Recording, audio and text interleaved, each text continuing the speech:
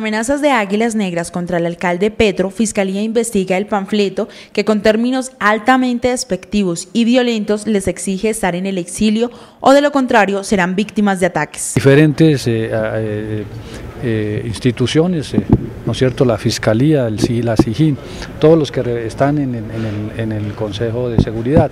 Y por supuesto se tocaron estos temas, se tocó el tema de estos panfletos, se tocó también el tema del interés de crear el pánico a través de unas supuestas bacrines que podemos constatar que no existen en Bogotá en este momento y que no podrán existir en Bogotá de ninguna manera.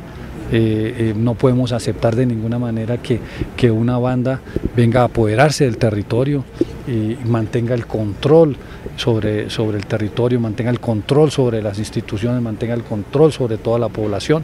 Entonces aquí no existe y no se va a permitir de ninguna manera que ese tipo de bacrines existan, y tenemos que, por supuesto, investigar a profundidad las amenazas, no solamente contra el señor alcalde, la amenaza contra cualquier persona. Aquí se ha amenazado a líderes, en esta misma localidad se acaban de amenazar a 3 importantes líderes de la comunidad que les han pedido que se retiren, y sabemos que estos son algunas personas que están interesadas en crear la zozobra, muchos que quieren, en el caso concreto de la amenaza hacia los líderes importantes como el señor alcalde, o como los parlamentarios, o como los líderes sociales, o como la candidata Aida Bella, candidata presidencial, que es un interés fundamental de crear tanta crisis y zozobra en el país para impedir y ponerle palos a la rueda de la paz, que es lo fundamental y que por lo cual todos nosotros estamos luchando. Cada vez que hay un proceso de paz, los enemigos de la paz tratan por todos estos medios de crear la zozobra y la incertidumbre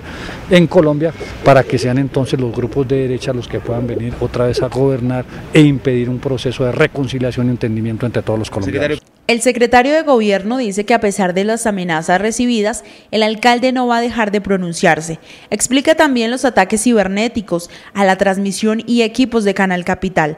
Afirma que esta situación está concertada en contra de la administración de Petro, desde antes de iniciar el mandato. Y ahora ya comienzan las amenazas. Siempre es tratando primero de mermar la popularidad, tratando de eliminar al líder a través de buscar cómo le quitan popularidad. Cuando ya no lo pueden, entonces terminan bregando a ver cómo lo amenazan. Y si no pueden, después atentan contra la vida del líder. Eso ha sido histórico aquí en Colombia. Nosotros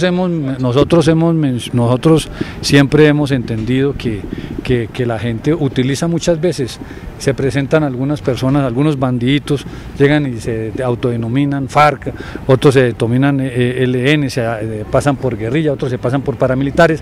Eso ha sucedido muchas veces en ciertos importantes sectores del país, en donde a través de simular ciertas organizaciones al margen de la ley pretenden buscar intimidar a la población. Pero aquí en este caso pues hay que investigar claramente qué es lo que puede estar detrás de todo esto. Cuántas veces sea necesidad de intervenir. Por ahora estamos en un proceso de revocatoria. El 2 de marzo nos vamos a ver entonces aquí con el pueblo y con el veredicto del pueblo. Yo creo que eso es lo mejor que le ha podido pasar y le puede pasar en estos días a Bogotá, que sea el mismo pueblo que decida el alcalde Gustavo Petro se queda para que termine su mandato.